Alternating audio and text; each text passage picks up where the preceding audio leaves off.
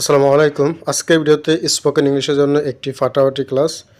এই ক্লাসেই ইংরেজিতে কথা বলার আত্মবিশ্বাস বাড়বে ইনশাআল্লাহ। তাই চ্যানেলটি এখনই সাবস্ক্রাইব করুন আগামী ভিডিও পাওয়ার জন্য। ঘরে ব্যবহৃত ইংরেজি বাক্য প্লাস ব্যাখ্যা। আমি বাড়িতে যাই, আই গো হোম। এখানে আই অ্যাম অ্যাট হোম হবে না, কারণ কাম এবং গোয়ের পরে যদি হোম থাকে তাহলে হোমের পূর্বে প্রিপজিশন বসবে না, অর্থাৎ কাম ও গো এবং হোমের আগে এর মধ্যবর্তী জায়গায় প্রিপজিশন অ্যাড হবে না। আশা করি বুঝতে পেরেছেন যে কেন এখানে প্রিপজিশন হবে না।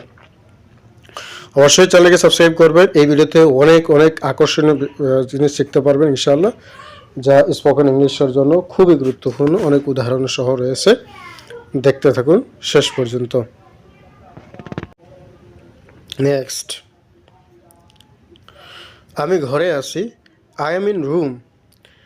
এখানে খেয়াল করুন, ঘর হচ্ছে হোম, ঘরের ইংরেজি কি হোম। তো এখানে হওয়ার কথা ছিল আই এম ইন হোম, কিন্তু আসলে হোম অর্থ বাড়ি। যখন আমি বুঝাবো যে আমি বাড়িতে আছি তখন আমি বলবো হোম, কিন্তু এখানে আমি ঘরে আছি, তার মানে আমি আর রুমে আছি। সেই জন্য এখানে ঘর এর ইংরেজি হিসাবে রুম ব্যবহৃত হবে। এখানে আপনি আই স্টে হোম দিলেও হবে, আই স্টে রুম দিলেও হবে। আশা করি বুঝতে পেরেছেন। নেক্সট, ফ্যানটি বন্ধ করো। এখানে বন্ধ করা ইংরেজি হচ্ছে টার্ন অফ। ফ্যান অর্থ হচ্ছে দ্য ফ্যান, ফ্যানটি দ্য ফ্যান। তো টার্ন অফ দ্য ফ্যান, আমি যদি বলি যে ফ্যানটি বন্ধ করিও না, তাহলে হবে don't turn off the fan, don't turn off the fan. আশা করি বুঝতে পেরেছেন। কোনো কিছু বন্ধ করার ক্ষেত্রে আমরা ব্যবহার করবো কি টার্ন অফ। বাতিটি নিবাও, বাতিটি নিবাও, turn off the light, turn off নিবানো, আর লাইট অর্থ বাতি। আশা করি বুঝতে পেরেছেন। বইটি টেবিলে রাখো, keep the book on the table. এখানে কিপ অত রাখা, কোনো কিছু রাখা, দ্য বুক বইটি, অন দ্য টেবল টেবিলে, মানে বইটি টেবিলে রাখো। Keep the book on the table অর্থাৎ টেবিলের উপরে রাখো, সেজন্য হবে অন দ্য টেবল। আশা করি বুঝতে পেরেছি। নেক্সট, ভাত দাও, সার্ভ রাইস, গ্লাসে পানি ঢালো, পুর ওয়াটার ইনটু দ্য গ্লাস। এইখানে খুবই গুরুত্বপূর্ণ একটি বিষয়। ভাত দাও বলতে বুঝেছি যে গিভ মি রাইস, এরকম নয়, বরং বলতে চেয়েছি যে ভাত কী করো, পরিবেশন করো। সেই ক্ষেত্রে ভাত দাও, এক্ষেত্রে আমরা গিভ ব্যবহার না করে বলবো যে সার্ভ রাইস, কারণ ভাত টেবিলে পরিবেশন করা হয়, সেজন্য হবে সার্ভ রাইস। গ্লাসে পানি ঢালো, পুর ওয়াটার ইনটু দ্য গ্লাস। এখানে দেখুন প্রিপোজিশন একটু ব্যবহার, সেটা হচ্ছে এখানে ইন কেন দেই নেই, যে পোর ওয়াটার ইন দ্য গ্লাস। এখানে ইন এই জন্য হয় নাই যে ইন যদি হয় তাহলে গ্লাসের মধ্যে আগে পানি স্থিতিশীল অবস্থায় ছিল, কিন্তু পানি ঢালতেছে গতিশীল, সেজন্য হচ্ছে ইনটু। আশা করি বুঝতে পেরেছি। নেক্সট, মা রান্না করতেছেন, মাদার ইজ কুকিং। মা এর ইংরেজি হচ্ছে মাদার, আর রান্না হচ্ছে কুক, মাদার কুকস। যেহেতু করতেছেন চলমান প্রেজেন্ট কন্টিনিউয়াস টেন্স, সেজন্য হচ্ছে mother is cooking, present continuous tense, subject plus be verb অর্থাৎ এম ইজার এবং মূল ভার্বের সাথে আইএনজি। আশা করি বুঝতে পেরেছেন যে কেন এখানে বি বা প্লাস আইএনজি হয়েছে এই সেন্টেন্সটিতে, প্রেজেন্ট কন্টিনিউয়াস টেন্সের কারণে। নেক্সট, আমার বালিশটি কোথায়, where is my pillow, where is my pillow. Where মানে কোথায়, আমার মাই এবং বালিশ হচ্ছে পিলো, আমার বালিশ কোথায়, where is my pillow. Next, আপনার চাইলে এই সেন্টেন্সগুলোকে নেগেটিভ করে অনেক বাক্য তৈরি করতে পারেন নিজেরই ঘরে বসে।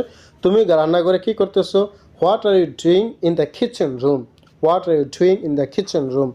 নেক্সট, এবার দেখবেন বাস স্ট্যান্ডে ব্যবহৃত কিছু ইংরেজি বাক্য প্লাস ব্যাখ্যা। চ্যানেলটিকে অবশ্যই সাবস্ক্রাইব করে দেবেন এবং আপনাদের বন্ধুদের মাঝে শেয়ার করে দেবেন।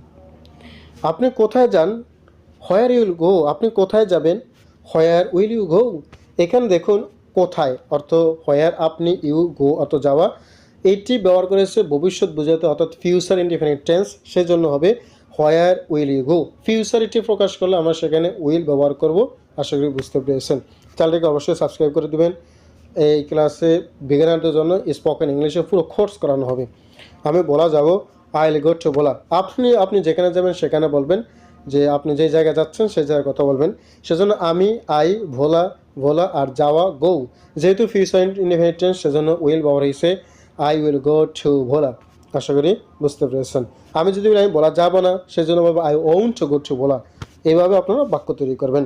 বাসে উঠেন, গেট অন দ্য বাস। যেহেতু আপনি ভোলা যাবেন তাহলে বাসে উঠেন, সেজন্য আমরা বলবো গেট অন দ্য বাস।